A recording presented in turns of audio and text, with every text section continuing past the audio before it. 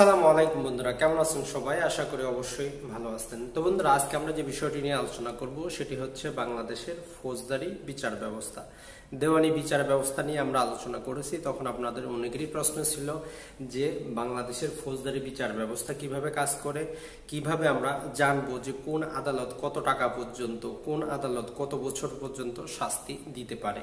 আজকের ভিডিওটি দেখার পর আপনি জাস্ট আদালতের নাম শুনেই, ম্যাজিস্ট্রেটের নাম শুনেই বলে দিতে পারবেন ওনার ক্ষমতা কতটুকু, অর্থাৎ উনি কত বছর পর্যন্ত সাজা দিতে পারেন, মৃত্যুদণ্ড দিতে পারেন কিনা, যদি না পারেন তাহলে কেন পারেন না, এই সমস্ত আনুষঙ্গিক বিষয়। তো বন্ধুরা, চ্যানেলটিতে যদি আপনি নতুন হয়ে থাকেন অবশ্যই সাবস্ক্রাইব করে নেবেন।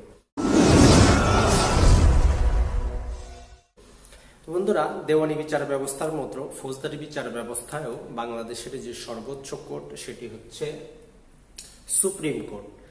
এই যে সুপ্রিম কোর্ট, আইনগতভাবে সুপ্রিম কোর্টের বিচার ব্যবস্থা, অর্থাৎ যখনই একটি মামলা সুপ্রিম কোর্ট দিয়ে দেয় তখন আইনগতভাবে এটিকে আর চেঞ্জ করা যায় না। যদিও সংবিধানের 49 সেকশন মোতাবেক রাষ্ট্রপতি চাইলে যে কোনো দণ্ডকে উনি মওকুফ অথবা সেটাকে কি করে দিতে পারেন, কম করে দিতে পারেন। সেটি হচ্ছে সংবিধানের 49 সেকশন মোতাবেক। তো এই যে সুপ্রিম কোর্ট আসছে, এর ভিতরে দুটো অংশ আসছে। একটিকে বলা হয় অ্যাপিলিয়েট ডিভিশন, মানে হচ্ছে আপিল বিভাগ, আরেকটিকে বলা হয় এসসিডি, মানে হচ্ছে হাইকোর্ট ডিভিশন। তো এখানে সর্বোচ্চ হচ্ছে আপিলের ডিভিশন, তার পরবর্তীতে হচ্ছে হাইকোর্ট ডিভিশন। তো তাহলে আপনারা যে সর্বোচ্চ বিচার ব্যবস্থা সেটি সম্পর্কে জানলেন যে সুপ্রিম কোর্ট বলতে দুটো জিনিসকে বোঝায়। সেখানে আপনি আপিলের ডিভিশন পাবেন, সেখানে আপনি হাইকোর্ট ডিভিশন পাবেন। এই যে হাইকোর্ট ডিভিশন, তার উপরে হচ্ছে আপিলের ডিভিশন। আপিলের ডিভিশন হচ্ছে সর্বোচ্চ। আপিলের ডিভিশন যদি কোনো রায়, কোনো যদি অভিমত দিয়ে থাকে সেটি হাইকোর্ট এবং নিচের দিকে যে সমস্ত বিচার ব্যবস্থা আছে তারা মানতে বাধ্য। সেম একই রকম ভাবে হাইকোর্ট যদি কোনো রায় পর্যবেক্ষণ দেয় সেগুলো নিচের দিকের বিচার ব্যবস্থা মানতে বাধ্য, সেগুলো আপিলের ডিভিশন মানতে বাধ্য নয়। তো যাই হোক, এখন আমরা দেখি। তো বন্ধুরা, আমরা তো উচ্চ স্তরের সেটি জানলাম। এখন আসে, আমরা জানি বাংলাদেশে 64টি জেলা আছে। এই 64টি জেলার ভিতরে আবার আমাদের কি আছে, মহানগর আছে, অর্থাৎ মেট্রোপলিটন আছে। যেমন Dhaka city corporation, Chattogram city corporation, Rajshahi city corporation, এই সমস্ত সিটি কর্পোরেশন আছে যেগুলোকে বলা হয় মেট্রোপলিটন, অথবা যদি আরো সহজ করে আমরা বলি সেগুলো হচ্ছে মহানগর, অর্থাৎ মেট্রোপলিটন এলাকা। তো সর্বপ্রথমে আমরা জানি যে বাংলাদেশের 64টি জেলা, এই 64টি জেলায় কি আছে, আমাদের আদালত আছে, বিচার ব্যবস্থা আছে। ঘটনাটি যে জেলায় যেখানে সংঘটিত হলো সেটি যে জুরিসডিকশনের আন্ডারে আসবে, যে সীমানার মধ্যে আসবে, সেই জুরিসডিকশনের মধ্যে সেই জেলা আপনাকে মামলা করতে হবে। তো এখন বিচার ব্যবস্থায় সর্বোচ্চ যে ফৌজদারি বিচার ব্যবস্থায় জেলা ভিত্তিক যেটি সর্বোচ্চ সেটিকে বলা হয় দায়রা, বা ইংরেজিতে যেটিকে বলা হয় সেশন জজ। তার পরবর্তীতে যিনি, সেটি হচ্ছে অতিরিক্ত দায়রা। তার পরবর্তীতে যিনি, সেটি হচ্ছে যুগ্ম দায়রা। এই তিনটি হচ্ছে ফৌজদারি বিচার ব্যবস্থার ম্যাক্সিমাম জেলা ভিত্তিক কোর্ট, অর্থাৎ সেশন কোর্ট। এই যে সেশন কোর্ট, ইনার ক্ষমতা হচ্ছে উনি যে কোনো প্রকারের শাস্তি দিতে পারেন, যে কোনো প্রকারের অ্যামাউন্ট, যে কোনো মৃত্যুদণ্ড, যাবজ্জীবন, মৃত্যুদণ্ড, এই সমস্ত কিছু দিতে পারেন। তবে শুধু যদি উনি মৃত্যুদণ্ড দেন, সেটা কি করতে হয়, জাস্ট হাইকোর্ট থেকে সেটাকে অ্যাপ্রুভাল নিতে হয়। আপনার যদি কোনো মামলা দায়রা জজ আদালতে চড়ে তাহলে আপনাকে বুঝে নিতে হবে এখানে শাস্তি বিভিন্ন রকম হতে পারে। তারপরে হচ্ছে অতিরিক্ত দায়রা। ইনার এই যে ক্ষমতা সেটি দায়রার মতোই, উনি দায়রা যে মামলাগুলো দেখেন না সেগুলো অতিরিক্ত কাছে উনি হস্তান্তর করেন। তার পরবর্তীতে হচ্ছে যুগ্ম দায়রা, যেটাকে বলা হচ্ছে যে জয়েন্ট সেশন কোর্ট। এই যে জয়েন্ট সেশন কোর্ট, ইনার যে ক্ষমতা সেটি হচ্ছে 10 বছর পর্যন্ত উনি কারাদণ্ড দিতে পারেন। তো তাহলে আপনারা জেলা ভিত্তিক যে তিনটি সর্বোচ্চ সেগুলো জানলেন, অর্থাৎ যুগ্ম, অতিরিক্ত এবং দায়রা। সেম একই যে কোর্টটি সেটি যখন মহানগরের ক্ষেত্রে থাকতেছে, ঢাকা সিটির ভিতরে যদি হয়, চট্টগ্রাম সিটির ভিতরে হয়, তখন জাস্ট একে বলা হচ্ছে মহানগর দায়রা, তাকে বলা হচ্ছে মহানগর অতিরিক্ত দায়রা, তাকেই বলা হচ্ছে মহানগর যুগ্ম দায়রা। তো তাহলে এই তিনটি যদি আপনারা মুখস্থ রাখেন, জেলা ভিত্তিক এবং মহানগর ভিত্তিক, আপনার হয়ে গেল। এখন আপনি যদি দায়রা জজ শুনেই বুঝতে পারবেন যে উনি যে কোনো প্রকার শাস্তি দিতে পারেন, যুগ্ম শুনেই বুঝতে পারবেন উনি 10 বছর পর্যন্ত শাস্তি দিতে পারেন। তো ম্যাজিস্ট্রেট কোর্ট, একটি কথা মনে রাখবেন, এই যে দায়রা, অতিরিক্ত দায়রা এবং যুগ্ম, এই আদালতে সরাসরি মামলা দায়ের করা যায় না। ইনারা কি করেন, এই যে ম্যাজিস্ট্রেট কোর্ট থেকে ম্যাজিস্ট্রেট যে মামলাগুলো ওনাদের কাছে সেন্ড করেন সেগুলি ওনারা দেখে থাকেন। তো এই যে ম্যাজিস্ট্রেট কোর্ট এটি আবার দুই প্রকার, একটি হচ্ছে যে যদি আপনার জেলায় হয়, আরেকটি হচ্ছে যদি মহানগরে হয়। অর্থাৎ ম্যাজিস্ট্রেট কোর্টগুলো আপনার জেলায় হতে পারে, মহানগরেও হতে পারে। যদি আপনার জেলায় হয় সেক্ষেত্রেও আপনার দুটো আসবে, একটিকে সেটিকে বলা হচ্ছে জুডিশিয়াল ম্যাজিস্ট্রেট, আমরা যদি সংক্ষেপে দেই জিএম, জুডিশিয়াল ম্যাজিস্ট্রেট, এবং এক্সিকিউটিভ ম্যাজিস্ট্রেট মানে হচ্ছে নির্বাহী ম্যাজিস্ট্রেট। অর্থাৎ জেলার মধ্যে যে ম্যাজিস্ট্রেট কোর্টগুলো আছে এগুলো দুটো ভাগে বিভক্ত, একটি হচ্ছে জুডিশিয়াল ম্যাজিস্ট্রেট কোর্ট, আরেকটি হচ্ছে নির্বাহী ম্যাজিস্ট্রেট কোর্ট। তো সর্বপ্রথমে যদি আমরা নির্বাহী ম্যাজিস্ট্রেট কোর্ট বুঝে নিই, সেটি হচ্ছে যে ডিসি, এডিসি, এসিল্যান্ড, ইউনো, ইনারা বিশেষ বিশেষ সময় বিশেষ বিশেষ কারণে যে ডিসি আছেন ওনার থেকে অনুমতি নিয়ে বা ওনার নির্দেশ ক্রমে বিভিন্ন রকম কি করেন, মামলা পরিচালনা করেন। আমরা যে সমস্ত মোবাইল কোর্ট, ভ্রাম্যমাণ আদালত দেখতে পাই, ওনারা হচ্ছে নির্বাহী ম্যাজিস্ট্রেট। ওনারা ডিসি সাহেবের অনুমতি নিয়ে অথবা ওনার নির্দেশ ক্রমে কি করেন, এই সমস্ত কোর্ট পরিচালনা করেন। তো এখন আসি আমাদের কাজের জিনিস, সেটি হচ্ছে জুডিশিয়াল ম্যাজিস্ট্রেট কোর্ট। তো এটি বন্ধুরা, জুডিশিয়াল ম্যাজিস্ট্রেট কোর্ট এটি যদি মহানগরে হয় তাহলে আমরা জুডিশিয়াল ম্যাজিস্ট্রেট যিনি আছেন এনারা পাবো আমরা 3 জন, আর যদি জেলা ভিত্তিক হয় তাহলে ম্যাজিস্ট্রেট কোর্ট পাবো আমরা 4 জন বা 4টি। এই 4টি যদি আমরা লিখে নিই তাহলে আমাদের জন্য সুবিধা হবে।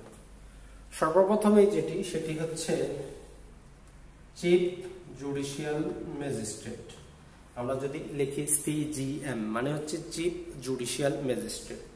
তার পরবর্তীতে সেটি হচ্ছে যে additional chief judicial magistrate, ACGM, additional chief judicial magistrate. তার পরবর্তীতে সেটি হচ্ছে যে এসএম মানে হচ্ছে সিনিয়র ম্যাজিস্ট্রেট, এবং আরেকটি হচ্ছে judicial magistrate, GM, judicial magistrate. বন্ধুরা, তাহলে জেলা পর্যায়ে 4টি কোড আমরা পাচ্ছি, চিফ জুডিশিয়াল ম্যাজিস্ট্রেট, অতিরিক্ত চিফ জুডিশিয়াল ম্যাজিস্ট্রেট আমরা পাচ্ছি, সিনিয়র জুডিশিয়াল ম্যাজিস্ট্রেট আমরা পাচ্ছি, জুডিশিয়াল ম্যাজিস্ট্রেট। সেম একই জিনিসগুলো যখন মহানগরে আসতেছে সেখানে আমরা পাচ্ছি 3টি। নাম্বার 1 যেটি পাচ্ছি সেটি হচ্ছে সিএমএম। এই নামটি হয়তো আপনারা যে কোনো সময় নিউজে বারবার শোনেন, যখনই কোনো রাজনৈতিক ব্যক্তিবর্গ অথবা অন্য কাউকে গ্রেফতার করে নেওয়া হয় তখন বলা হয় যে সিএমএম কোর্টে নেওয়া হচ্ছে। এর মানে হচ্ছে চিফ মেট্রোপলিটন ম্যাজিস্ট্রেট। তার পরবর্তীতে যেটি আসে সেটি হচ্ছে এডিশনাল চিফ মেট্রোপলিটন ম্যাজিস্ট্রেট। তার পরবর্তীতে সেটি হচ্ছে এমএম মানে হচ্ছে মেট্রোপলিটন ম্যাজিস্ট্রেট। তাহলে শুধু মহানগর এবং জেলার ক্ষেত্রে পার্থক্য হচ্ছে যে জেলায় 4 রকমের ম্যাজিস্ট্রেট কোর্ট আছে, মহানগরে 3 রকমের ম্যাজিস্ট্রেট কোর্ট আছে। এখন এই সমস্ত ম্যাজিস্ট্রেটের কি ক্ষমতা, ওনারা কতটুকু পর্যন্ত শাস্তি দিতে পারে? তো বন্ধুরা, এই যে চিফ মেট্রোপলিটন ম্যাজিস্ট্রেট আছেন ওনারা আগে 5 বছর পর্যন্ত কারাদণ্ড দিতে পারতেন। এখন কিছু আইনি সংশোধনের কারণে ওনারা 7 বছর পর্যন্ত কারাদণ্ড দিতে পারেন। অর্থাৎ সিএমএম কোর্টের যে বিচারক ওনার ক্ষমতা হচ্ছে 5 থেকে 7 বছর। যে তার পরবর্তীতে যিনি আছেন অর্থাৎ এডিশনাল, উনি হচ্ছেন একই রকম 5 থেকে 7 বছর, এবং যিনি জুডিশিয়াল ম্যাজিস্ট্রেট আছেন উনি 5 বছর পর্যন্ত কি করতে পারেন, সাজা দিতে পারেন এবং সাথে 10,000 টাকা জরিমানা করতে পারেন। এই যে 3 ধরনের ম্যাজিস্ট্রেট আছেন, ম্যাজিস্ট্রেট কোর্ট আছেন, এই সমস্ত যে ম্যাজিস্ট্রেট এরা সবাই হচ্ছেন ফার্স্ট ক্লাস। বাংলাদেশে first class, second class, third class ম্যাজিস্ট্রেটও আছে। তো ইনারা সবাই হচ্ছেন ফার্স্ট ক্লাস ম্যাজিস্ট্রেট। সেম একই রকম ভাবে যখন আমরা আসতেছি যে চিফ জুডিশিয়াল ম্যাজিস্ট্রেট, ইনার যে ক্ষমতা সেম একই রকম ভাবে 5 থেকে 7 বছর পর্যন্ত উনি কি করতে পারেন, কারাদণ্ড দিতে পারেন। অ্যাসিস্ট্যান্ট উনিও 5 থেকে 7 বছর পর্যন্ত কারাদণ্ড দিতে পারেন। তার পরবর্তীতে যিনি আছেন অর্থাৎ সিনিয়র জুডিশিয়াল ম্যাজিস্ট্রেট উনিও 5 থেকে 7 বছর পর্যন্ত কারাদণ্ড দিতে পারেন।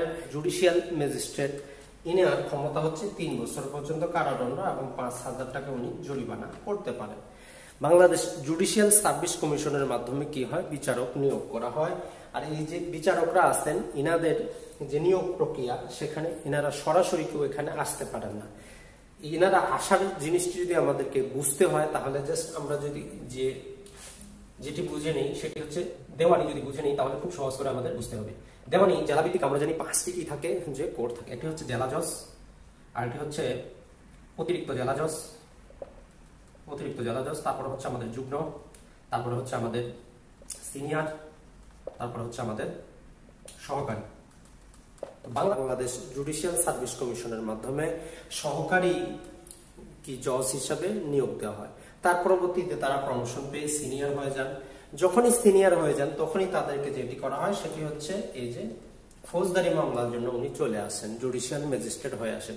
তাহলে যারা এই যে সহকারী আছেন ওনারা কি করতে পারেন না, ফৌজদারি মামলা পরিচালনা করতে পারেন না। যখনই ওনার প্রমোশন হয়ে যায়, সিনিয়র হয়ে যান, তখনই ওনাকে কি করা হয়, ওনাকে এই জুডিশিয়াল মামলার জন্য নিয়ে আসা হয়। তো বন্ধুরা, আশা করি আপনারা বুঝতে পেরেছেন যে একটি ফৌজদারি মামলা কিভাবে হয়। তো ফৌজদারি মামলাগুলো সাধারণত দুটো ভাবে হয়, একটিকে বলা হয় যে জিআর আর একটি হচ্ছে সিআর। যেটি জিআর মামলা, এটি থানায় দাখিল করা হয়। এর জন্য রাষ্ট্রপক্ষ কি করেন, আইনজীবী নিয়োগ করেন, অর্থাৎ পিপি নিয়োগ করেন। কিন্তু যেগুলো হচ্ছে সিআর মামলা, মানে হচ্ছে যেগুলো আপনি ম্যাজিস্ট্রেট আদালতে গিয়ে করেন, যেমন আপনি চেক বাউন্সের মামলা যদি করেন, সেক্ষেত্রে আপনাকে নিজ টাকায় নিজের খরচে আপনাকে আইনজীবী নিয়োগ করতে হবে। আর যে হাইকোর্ট আছে, হাইকোর্ট গুলো নিম্নবর্তী যে কোনো আদালতের নথি তলব করতে পারে, যে কোনো মামলাকে স্টে দিতে পারে। আর যে দায়রা জজ আছে ইনি হচ্ছেন যে নিম্ন স্তরের যত কোর্ট আছে সমস্ত কোর্টের নথি তলব করতে পারেন এবং যে কোনো মামলা আর কি করতে পারেন, উনি দেখাশোনা করতে পারেন অথবা যে কোনো প্রকার ডাইরেকশন দিতে পারেন। তো আশা করি যদি রিক্যাপে আমরা আরেকবার যদি বুঝে নেই আপনারা খুব সহজেই বুঝবেন। বাংলাদেশের বিচার ব্যবস্থা দুই রকম, একটি হচ্ছে উচ্চ স্তরের বিচার ব্যবস্থা, একটি হচ্ছে নিম্ন স্তরের বিচার ব্যবস্থা। উচ্চ স্তরের বিচার ব্যবস্থা হচ্ছে দুটো, একটি হচ্ছে যে সুপ্রিম কোর্টের আপিলেট ডিভিশন, আরেকটি হচ্ছে যে হাইকোর্ট ডিভিশন। সুপ্রিম কোর্টের আপিলেট ডিভিশন হচ্ছে সর্বোচ্চ। এই আদালতের রায়, ডিগ্রি এগুলো শুধুমাত্র রাষ্ট্রপতি সংবিধানের 49 ধারার ক্ষমতা বলে উনি রিডিউস করতে পারেন অথবা উনি মাফ করে দিতে পারেন। তার পরবর্তীতে হচ্ছে হাইকোর্ট ডিভিশনে। হাইকোর্ট ডিভিশনে যে কোনো রায়ের বিরুদ্ধে আপনি যদি সংক্ষুব্ধ হন তখন আপনাকে সর্বপ্রথম করতে হয় লিভ টু আপিল, মানে হচ্ছে আপিলের ডিভিশনের মামলাটি শোনার জন্য আপনাকে আবেদন করতে হয়। যদি তারা এগ্রি হন তখন আপনার মামলাটি তারা শোনে। তার পরবর্তীতে হাইকোর্ট ডিভিশনের পরে বাংলাদেশের 64 জেলায় এবং মহানগর, এই মহানগর হচ্ছে ঢাকা, চট্টগ্রাম, রাজশাহী, আরো আনুষঙ্গিক কিছু মহানগর আছে, মোটামুটি 13টির মতো বর্তমানে হয়ে যাচ্ছে।